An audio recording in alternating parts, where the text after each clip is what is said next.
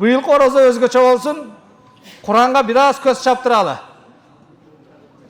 Birinci sabakta ayttım elem, Kırgızça Kur'an'dan bir paradan okup gelingizler dep. Эми bir parаны толук окуй албасак дагы, колдон келишинче мына ушул сүрөлөрдүн негизги маани маңыздары жөнүндө бир токтолуп өтүүнү туура көрүп турам. Анткени мына ошол кереметтүү Кур'ан бизде жок дегенде Фатиханы жаттап ал, Ихласты жаттап ал, бир жерге патаага барсаң окуйсуң дейт. Кур'анды жаттап ал дегенде өзү настрой бир жакының өлүп калса Кур'ан окуй турган бол деп. А кереметтүү Кур'ан бул жакының өлгөндө окула турган китеп эмес. Bir жерге барганда патада окула турган Кур'ан эмес. Бул маани маңызын билип, Кур'анда өткөн тарыхтан сабак алып, Кур'анда буйруган буйруктарды аткарып, кереметтүү Кур'ан тоскон нерселерден тосулуп, тыйган нерселерден тыйылып жашаш үчүн окушубуз керек. Биз сиздер менен мына ошол Бакара күндө Фатиха сүрөсүнөн баштадык. Бакара сүрөсүн окудук. Өткөндө мен айттым, Бакара сүрөсүндө мына ошол Муса пайгамбардын коомунун окуясы, андан кийин мына ошол исламдагы ажылык боюнча, орозо боюнча, зекет боюнча, карыз маселеси боюнча, мына ушул бир канча биздин бүгүн жашообуздагы кездешип аткан, биз алпурушуп жашап аткан бир канча окуялар мына ошол Бакара сүрөсүндө баяндалат да жанакындай сүрөттөлөт. Карыз берүү, карыз алуу маселеси, ажылык амалдарын аткаруу жана башка мына ошондой эмнелер амалдар, урматтуу мусулман бир туугандар. Ал эми мына каракабыз Бакара сүрөсүн жыйынтыктап, бүгүн мына уже Али Имранды жыйынтыктап атат. 3-чү сүрө бул Али Имран сүрөсү. Али Имран сүрөсү бул урматтуу мусулман бир туугандар. Бул дагы мына ошол жогорудагы сүрөлөр сыяктуу эле бир канча бизге сабактарды берет. Эң эле бул сүрөдө баяндалган нерсе бул ошол катар жагынан 3-чү сүрө болуп эсептелинет дагы, ыйманга, адеп ахлакка, мусулмандарды биримдикке, анан тарыхтан сүйлөп, тарыхтан сабак алууга чакырат. Биринчи эле бул чакыра турган немеси таухид жана ыйман, Аллахтын жалгыздыгы жана мына ошол нерсеге эскерткен Кур'ан аяттары жөнүндө сөз кылат бул сүрөнүн ичинде. Ыймандууларды сабырдуулукка жана такыбалыкка чакырат бул сүрөнүн ичинде, сабырдуулук менен такыбалыкка. Анан бул жерде мына ошол Имрандын үй бүлөсү жана Мариям энебиз жөнүндө сөз кылат. Мына ошол Мариям энебиз тууралуу кеңири баяндап берет. Анан Иса пайгамбардын төрөлүшү. Ал Иса пайгамбар атасыз төрөлгөн.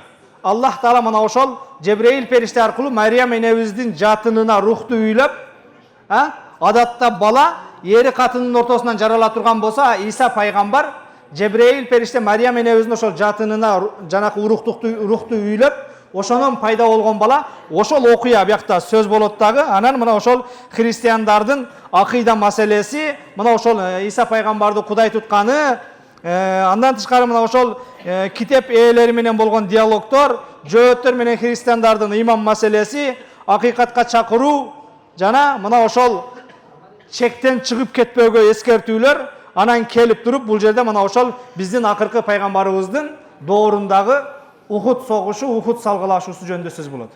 Бул мына ошол хижраттын 3-чү жылы болгон Ухуд салгылашуусу жөнүндө сөз кылып, мына ошол Ухудтагы кээ бир мунафыктардын кылык жоругу, момундардын пайгамбарды колдоп туруусу жана ошол жердеги жеңилүүнүн себептери, анан жеңилгендин эмне маани маңыздары жөнүндө дагы сөз кылат дагы. Анан мусулмандардын мына ошол баш ийбестиктин кесепетинен жетекчиге, башчыга баш ийбегендин кесепетинен жанакындай кырсыкка учураасы жөнүндө дагы баяндалып, жана ана аяттын уландысында, сүрөнүн жүрүшүндө биримдик, сабыр, мына ошол жанакы Аллахтын дининде бардыгыбыз бекем бололу, жакшылыкта жардамдашалы, жамандыкта бири-бирибизге жардамдашпайлы деген мына кыскача жыйынтыктап айта турган болсок, бул сүрө ыйманды бекемдеп, тарыхтан өзгөчө сабак алууга чакырат.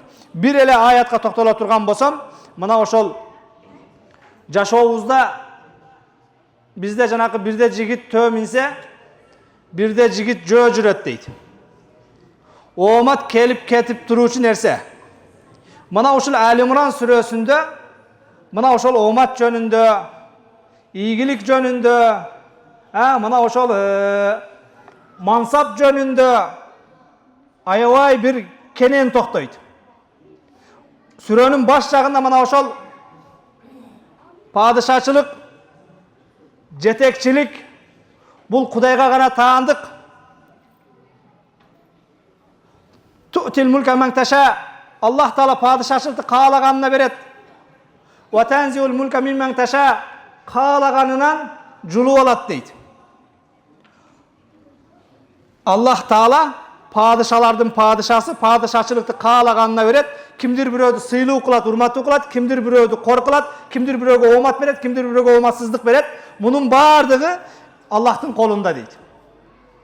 Ana mına uşul Uhud sürösünde, Uhud okuyasında kelgende, uje bul jerde Allah Taala Uhud'da momundar jеңилip kalgandygyn bayandap, momundardın janakınday aza çekkenin bayandap 140. ayatında ve in yamsaskum qarhun faqad massal qawmu qarhun misluh. Eğer seler aza çekip jaradar bolup kıynalıp atkan bolsoңор, selerge karşı ne jakında karama karşı kelgen düşman dele oşol azapты çekken. Wa tilkal ayyam mudawiluha beynen nas. Biz omatlı kündörde adamların ortasında almaştırıp durabız. Liya'lamallahu allazina amanu ve yettehize minkum şuhada. Allah Taala sizlerin arаңардан mana oşol janakınday kebiröөлөрдү şahit kılış üçün jana sizlerin arаңардан çыныгы ыймандууларды anıktaş üçün. Uhud soğuşu musulmandардың arasında farşivi musulmandарды bölüş üçün Allah Taala tarabından emne olgan uşunday tuş bolgan oşol okuyalardı bu sure emne kılıp atat bizge urmаттуулар süylep atat. Vallahu la yuhibbuz zalimin. Allah zalim kavimdordu jaktırbayt, süybeyt deydi. Wa tilkal ayyam mudawiluha beynen nas. Biz omattуу kündördü, ийгиликтүү kündördü adamların ortasında almaştırıp durabız deydi. Bul degen söz paygambarыбызга жана сахабаларга çökpөгülö бүгүn ийгиликке жетпей аткан болсоңор, бүгүн ийгилик капырлар тарапта болуп аткан болсо, эртең селер тарапта болот деп жанакы 15 караңгы болсо айдын 15 жарык деген теманы мына ушул жерден ачат. Ал эми бул бүгүн урматтуу мусулман бир туугандар, жана мен сөздүн башында айткандай, кереметтүү Куран ушинтип окуп, бул жерден мына ошол анча-мынча мансап тууралуу, анча-мынча оомат тууралуу, ийгилик тууралуу, тарых тууралуу окуп туруп, ошону күнүмдүк жашообузда колдонуш үчүн кереметтүү Куран. Тек гана бирөө өлгөндө патада окула турган китеп эмес. Ошого мен сиздерди өздөрү бир аз изилденсе башка кыса, бүгүн эми телефонуңуздарда дагы бар, көзү жетпегендер үчүн MP3'си бар. Болбосом каалаган өзбек тилинде дейсиңер, татар тилинде дейсиңер, орус тилинде дейсиңерби? Куран которулган бир карап коюңуздар, күнүнө 20 беттен баштан аяк дедим, мен баштан аяк айтыш мүмкүн эмес. Чокуп негизинен ушул сүрөдө эмнелер жөнүндө сөз болгондугун бир аз айткым келип атат. Анткени жыл деле хатмыга катышабыз, жыл деле бу карын Стамбулдан алып келип баштан аяк турабыз. Ал Куран аяттарында 1,5 saat бетте 30 күн эмнени угуп атабыз, бир аз ой жүгүртөлү. Мына бүгүн кечетен бери окуп аткан аяттар мына ошол ийгилик, оомат, согуш, тарых, сабырдуулук, биримдик мына ушул нерселер жөнүндө сөз болуп атат, урматтуулар.